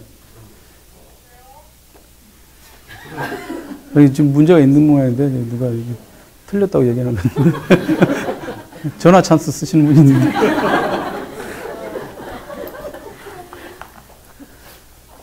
그런데 맞아요. 그죠? 그러니까 심폐사를 인정을 하면 장기 이식이 안 되거든요. 그러니까 그 경우에 한해서만 뇌사를 이게 사망의 기준으로 잡아야 돼요. 그런데 우리는 그냥 죽었다 이렇게 말하지 않습니까? 근데 죽음이라고 하는 것은 단순히 이렇게 책상머리에서 이런 것을 죽음이다 이렇게 말할 수 있으려면 거기에 붙는 의학적인 여러 가지 체크 조건들이 있거든요. 그죠? 기구들에 의해서, 의학적 기구들에 의해서 단계를 체크해야 되고 그것에 따라서 나타나는 증상들을 다 객관적으로 확인해서 그것을 다 모아서 사망 선고를 하게 됩니다. 그러니까 사실은 여기 지금 딱 이 순간에 사람이 죽었다고 말할 수 있는 게 아니에요. 이게 하나의 굉장히 컨티뉴움에 있어요.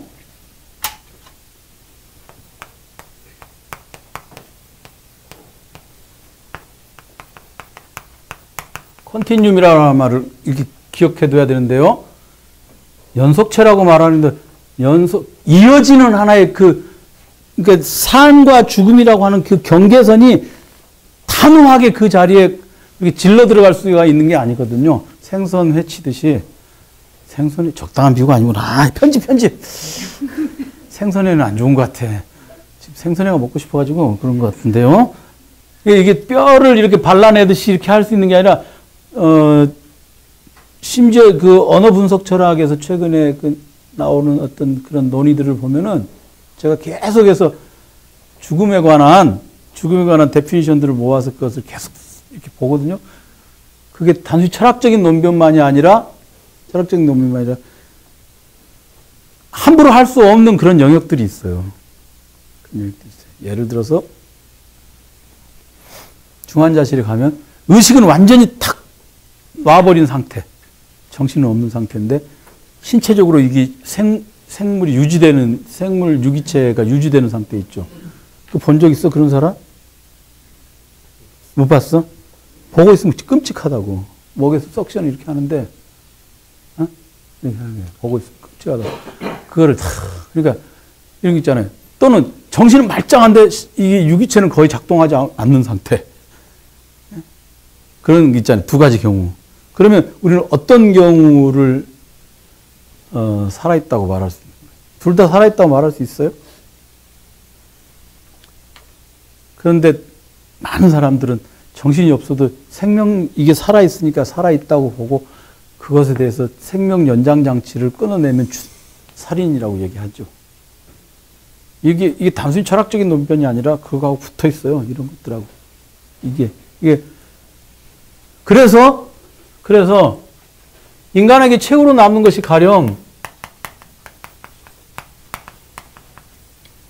자각적 정신이고 내가 나의 정신을 초월론적 자아로서 확인할 수 없다면 인간으로서 현존하는 것 자체가 무의미하다고 판단해서 내가 간단히 말해서 내가 아주 다양한 조건에서 측정하여 여러 측면에서 측정하여 내가 우리식으로 흔히 말하는 정신줄이 나왔다고 판단되었을 때 나를 죽음에 이르게 해달라고 하는 게 존엄사의 주장이에요. 그럼 그 입장은 뭐예요? 데카르트적인 주장에 서 있는 거예요. 그리고 옛날 사람 책이라고 안 읽으면 안 되는 거라. 그리고 이 주장을 그대로 이어가는 사람이 칸트입니다. 데카르트, 칸트 이 사람. 초월론적 자아라는 말을 제가 그래서 기억해두라고 하는 게 칸트에서 나오는 거죠.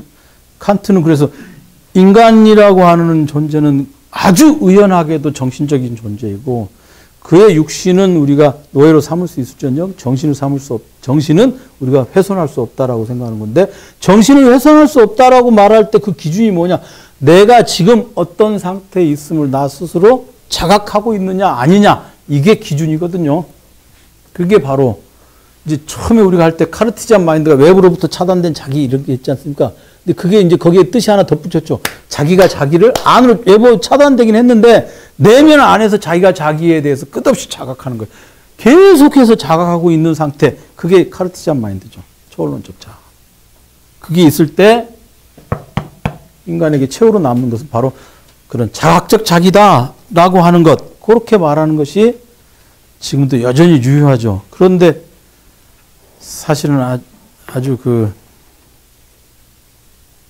예를 들어서 제가 지난 4월에 저는 이제 4월하고 10월달하고 이렇게 6개월에 한 번씩 체크를 하는데 제가 이제 지병이 있어서 체크를 하는데 제 주치의가 그런 얘기를 합니다. 의사니까 그 사람 의사니까 의사는 어쨌든 이 사람이 어떻다든 의사에게는 정신이 중요하지 않아요. 응? 의사에게는 정신이 중요하지 않아요. 여러분들 의사는 생명 유기체를 다루는 사람들입니다. 그래서 제가 항상 업신여기거든요. 제 주치의는 아가 그러니까 장의사하고 별 차이 없는 거야. 응? 막 이런 식으로 편집 의사협회 항의 들어오면 저한테 이제 외국이 또 들어가시. 저에게 이렇게 물어봐요. 이런 경우에는 이제 의사는 어쨌거나 생명 유기체를 다루는 존재이니까 어떤 경우에든 그가 생물학적으로 신체의 작동이 유지되고 있는 한은 연장시켜야 해요. 따로 뭐가 없다 해도 현재 한국에서 법이 그렇습니다. 그리고 연장시켜야 해요. 그런데 오랫동안 의사생활을 하면서 이렇게 봐온 바에 따르면 이거는 무의미한 연명이 있을 수도 있잖아요. 그런 경우에는 정말 말을 못 한다는 거예요. 의사가 말을 할 수는 없잖아요. 그래서 저한테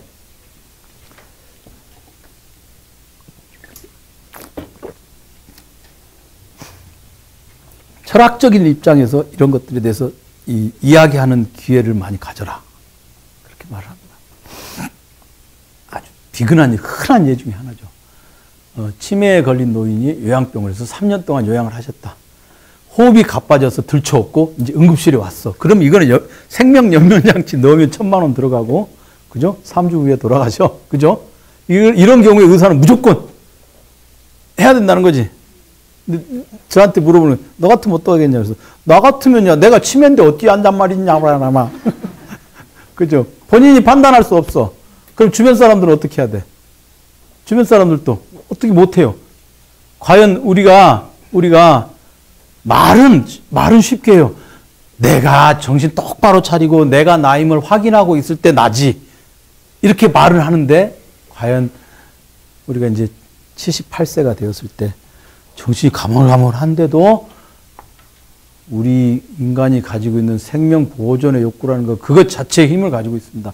우리의 정신을 갖다 쫙 밀어내고 바닥바닥 이렇게 하지 않을까라고 생각을 하게 됩니다. 저도 자신할 수가 없어요. 철학 공부한 사람도.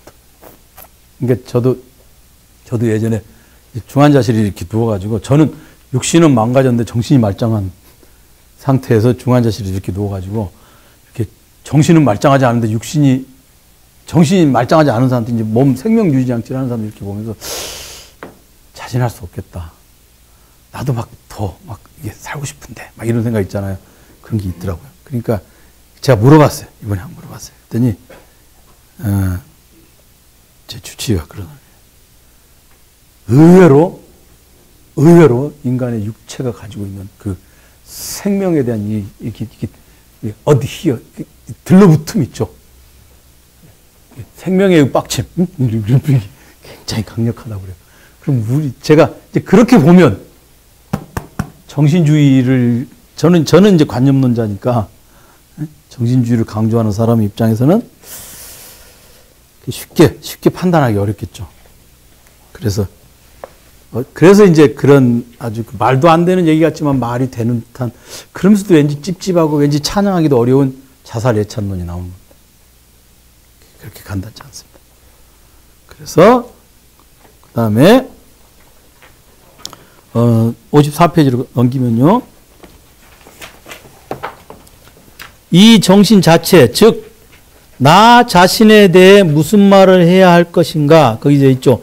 거기 정신 자체, 나 자신. 이제 데카르트는 아까 레스 코기탄스라고 말하고 그걸 갖다가 여러 개의 정신을 가리키는 여러 개의 단어를 사용해서 표현을 했지 않습니까? 그런데 지금 여기에 제2성찰 끝부분에서 데카르트가 아주 결정적인 말을 하나 하는데요.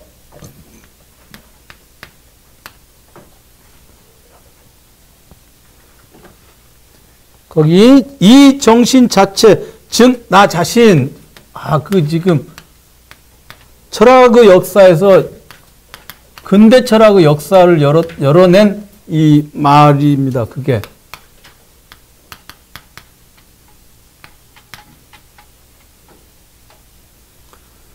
이게 불어로 세 에스프리 무아멤무,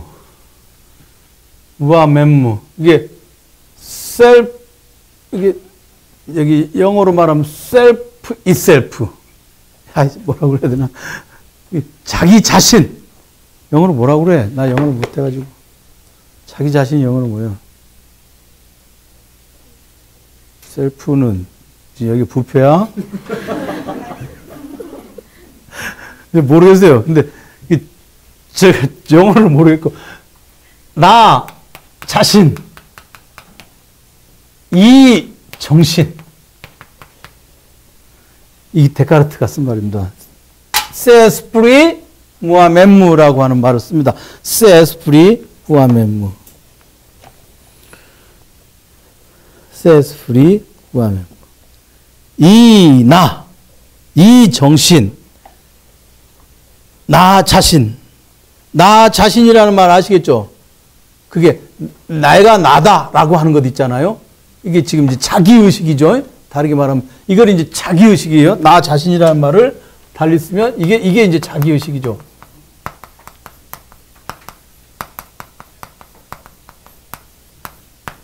이게 자기의식이죠. 이게 자기의식이죠.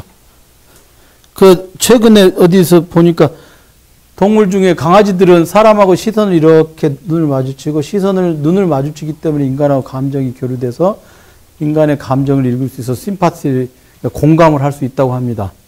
나 좀 봐봐. 나 좀 화났지? 이렇게. 내 감정이 어떤 것 같아, 지금? 화난 것 같아? 내가 왜 너한테 화를 내? 네가 잘생겨서 화가 나, 내가 지금 그런 거네. 그러니까 잘생기지 마. 그 자기의식이라고 하는 건요. 그게 이제 이게 동물들 중에서 인간하고 눈을 마주치는 게 이게 강아지들이래요.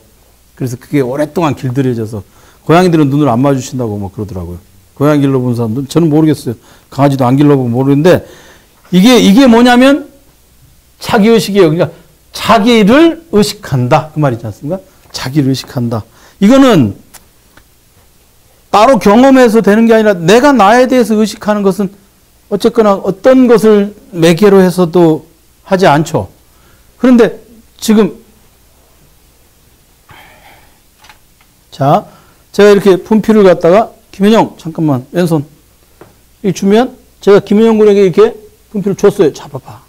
그러면 김현영 군이 머릿속에서 강요원이 분필을 나에게 준다 이렇게 의식하잖아요. 그래서 분필이 왔다는 거 알잖아. 그지? 그럼 이것을 하고 있는 손이 이렇게 하고 있는데 이 내가 분필을 가지고 와서 김현영 군 손에 저 뒤에 있는 분 안 보이는 것 같아. 좀 올려가지고 자 손이 여기 교보제로 등장하였습니다. 자, 이렇게 딱 해서 이렇게 알잖아요. 그지? 네. 그러면 강유원에게서 분필이 이렇게 와서 이렇게 오고 내 손에 닿았다는 것을 김현영이라고 하는 사람의 머릿속에 있는 정신이 계속 이 과정 전체를 추적하고 있죠. 자기 몸에서 일어나고 있는 일을 자기가 추적해서 알고 있죠. 즉, 내 손에 이게 닿았네, 왔네, 닿았네, 쥐었네, 이런 것들 다 자기가 알고 있잖아요. 즉, 감각 경험을 가능하게 하죠, 이 정신이. 자기의식이. 그렇죠? 다시 말해서 경험을 내가 직접적으로 무아면무라고 하는 것이 뭐냐? 무아면무의 첫 번째 어떤 그 특징이 뭐냐? 무아면무는 어떤 경험을 통해서 알아낸 것은 아니에요. 내가 나 자신에 대해서는. 그런데도 다른 일체의 경험이 그것을 통해서 의미를 얻게 되죠. 그래서 그것은 이론적 자기라고 하는 거예요. 제가 아까 말씀드렸죠. 이론적 자기 그런 것들을. 이론적 자기예요. 이론적 자기. 그런데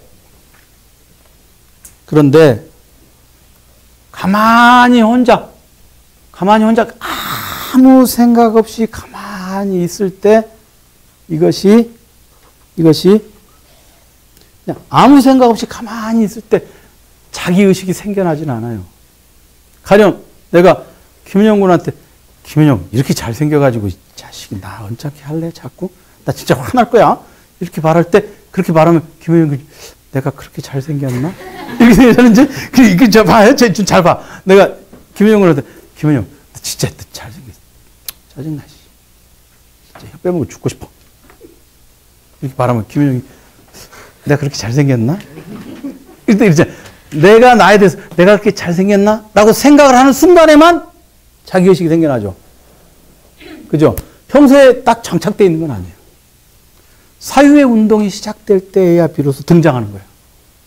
사유의 운동이 시작될 때. 이게 되게 중요한 포인트입니다.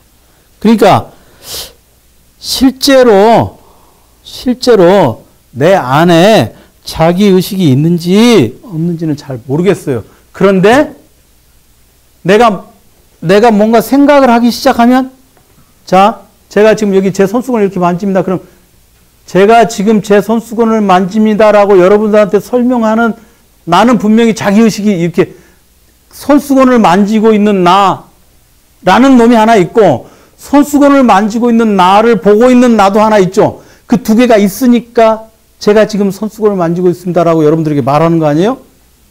그렇죠. 그런데 그 손수건을 만지고 있는 나에 대해서 내가 생각하기 전에는 자기의식이라는 게 사실 있는지 없는지 알 수 없죠. 그러니까 그는 뭔가 있을 거라. 원리적으로, 개념적으로는 있을 거라. 그런데 실제로 있는지 없는지는 항상 뭔가 사유의 운동이 시작될 때야 가능하죠. 사유의 운동이 시작될 때야. 참 그냥 대충 살면 되는데 왜 저런 걸 생각해야 되나 라고 생각하시는 분도 자기의식이 작동하고 있는 거야. 그동안은 대충 살았는데 저걸 생각해야 되는구나. 내가 이제 복잡한 인생살이를 저걸에서 계속 하다 보면 겪게 되겠구나. 지금 그렇게 지금 생각하시죠? 그죠? 저 핑크색 자켓 입은 분. 지금 표정이 굉장히 심란해 보이시는데.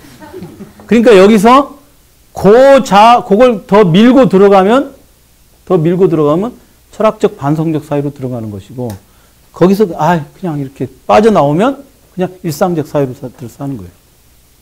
어떻게 하실 거예요? 빠져나와 보려고요? 아니, 말을 어중간하게 하시네.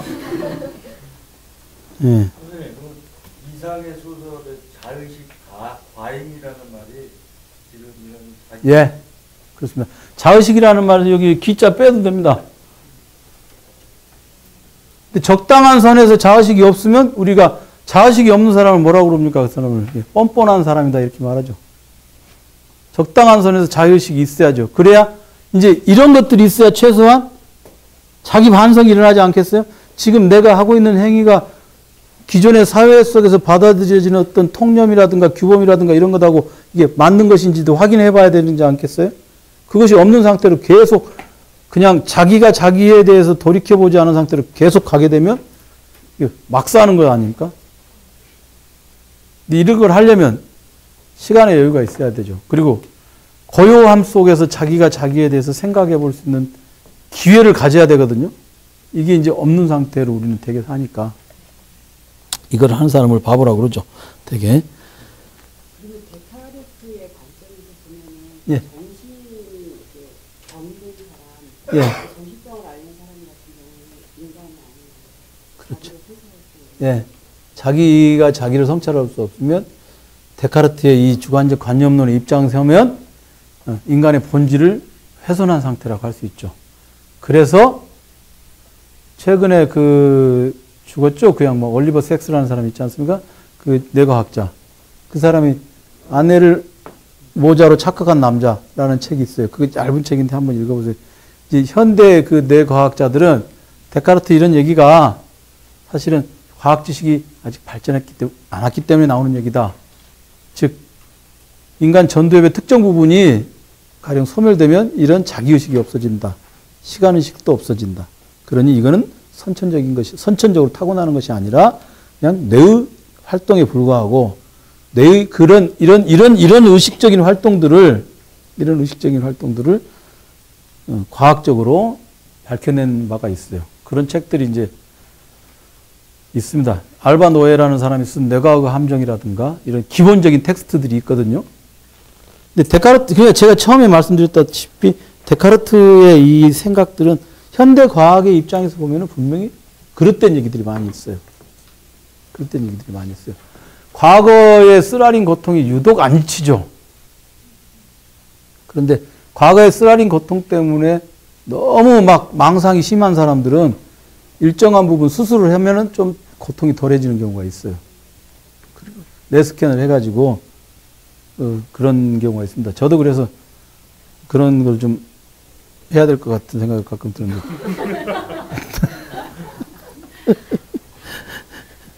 그러니까 이제 요 부분에 대해서 이제 여러분들이 이제 데카르트에서 이런 얘기들 지금 제2 성찰에서 데카르트가 확보한 것이 뭐냐? 제2 성찰에서 확보한 것이 뭐냐? 지금 말씀드린 무한면무다.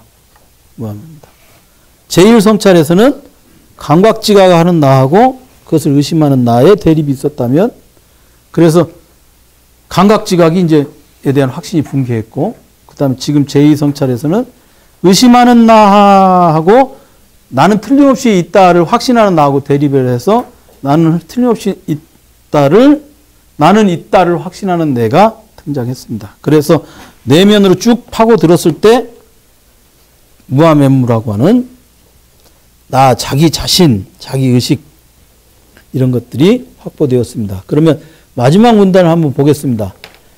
이렇게 해서 나는 결국 내가 가고자 했던 곳으로 다시 돌아온 셈이다. 나는 지금 물체조차도 본래는 감각이나 생산력이 아니라 오직 오성에 의해서만 지각된다는, 그 오성이라고 하는 것은 정신이라고 이해하시면 됩니다. 이거는 뭐냐면 정신이 없다면 내가 무엇을 지각한다는 것조차도 나의 감각 경험도 정신이 없다면 의미를 얻을 수 없다. 그런 얘기겠죠. 나는 내 정신보다 더 쉽게 또 더 명증적으로 인식되는 것은 아무것도 없음을 분명히 알고 있다. 이게 제2성찰의 이제 최종 성과죠. 거기까지 하고 나서 데카르트는 그러나 습관화된 저 오래된 의견들은 그렇게 빨리 제거될 수 있는 것이 아니기 때문에 여기서 잠깐 멈춰서서 오늘 얻은 새로운 인식을 오랜 성찰을 통해 마음 깊이 아로새겨 잊지 말도록 하자. 그랬잖아요. 그리고 나서 넘겨보시면 제3성찰을 보시면 제3성찰의 첫 번째 문단이 앞에 한 얘기를 다시 또 되풀이해서 오직 나 자신과 대화하고 내면을 깊이 살피면서 내 자신을 점점 더 알려지게 하고 내 자신과 더 친숙하게 만들어 보자. 나는 사유하는 것이다. 그랬지 않습니까? 그러니까 이제 제3성찰은 제2성찰의 성과를 이제 출발점으로 삼죠. 제2성찰 성과를 출발점으로 삼습니다. 그래서 우선 오늘은 제2성찰을 다 했고 다음에 제3성찰을 하고 4, 5, 6이 어떤 내용이 있는지를 말씀을 드리고 성찰을 마치겠습니다. 그런데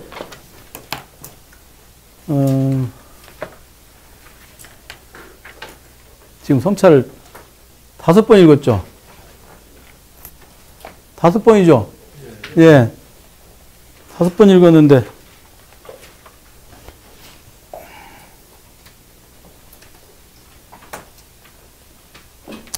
그냥 이거는 그냥 제가 그냥 우스개로 드리는 말씀인데 분명하게 말씀드리는데 이런 책을 읽지 않으셔도 괜찮습니다. 인생이 허무하다든가 인생이 더 이걸 읽는다고 해서 더 행복해진다든가 그러지 않습니다. 다만 이런 책을 읽어서 우리가 얻을 수 있는 성과는 딱 하나 있습니다. 자기가 자기 자신의 정신에 대해서 또는 자기 자신에 대해서 많이 생각해 봐야 한다는 어떤 그런 촉구? 결국에는 내가 어떤 사람인가? 과연 내가 어떤 정신을 가지고 있는가? 아까 자기에게 최후로 남는 것 이런 얘기 있었지 않습니까? 또는 내가 먹는 것이 나의 본질이다 이런 것도 있지 않습니까? 그런 것들에 대해서 한번 생각해 볼 기회를 가지시면 됩니다. 이 책의 내용을 읽고 완전 사변적으로 복잡한 얘기니까 읽고 이해하기보다는 그게 더 중요하고 그 다음에 우리 인간이라고 하는 존재는 우리 인간이라고 하는 존재가 이렇게 있을 때 이것의 대부분은 우리 인간 존재를 네모칸이라고 한다면 이것의 대부분은 나면서부터 우리에게 외부로부터 들어온 나면서 지금까지 살아오면서 외부로부터 들어온 것들로 채워져 있습니다. 그렇기 때문에 어찌 보면 그냥 데카르트가 말하는 그런 것들을 다 제거하고 남는 오롯이 나에게 남는 어떤 정신이라고 하는 것도 외부로부터 우리에게 쓰여진 일종의 그런 것들일 것입니다. 따라서 오로지 순전히 외부의 어떤 감각 지각을 통해서 이걸 묶어서 말하면 이제 자신의 삶의 역사적 경과 속에서 자신에게 축적되고 침전된 것들 있지 않습니까? 이걸 데카르트적인 방법으로 다 제거하고 나면 남는 게 없을 거예요. 저는 그렇게 생각합니다. 저는 아무리 이 관념론자라 해도 저의 어떤 인간론은 제가 가지고 있는 인간론은 철학 공부를 하니까 성찰을 읽지 이런 입장이 아니라 저는 역사적 자기라고 하는 거 그러니까 순전한 이런 이걸 이제 경험 이전에 이걸 이제